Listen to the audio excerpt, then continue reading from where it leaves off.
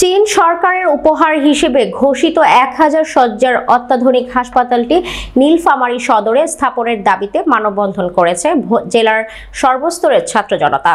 শনিবার দুপুরে জেলা শহরের চৌরঙ্গি মোড়ে ঘণ্টাব্যাপী ওই মানববন্ধন অনুষ্ঠিত হয়েছে।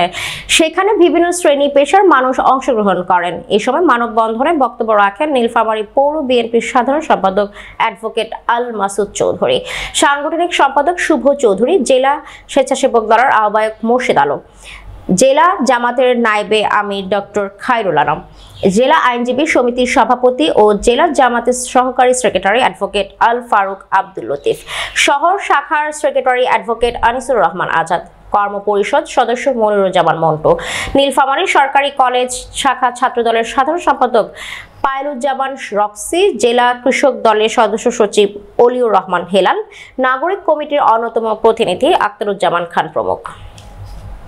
আজকের এই মানববন্ধনে উপস্থিত আমি আমার দুটি কথা বলতে চাই।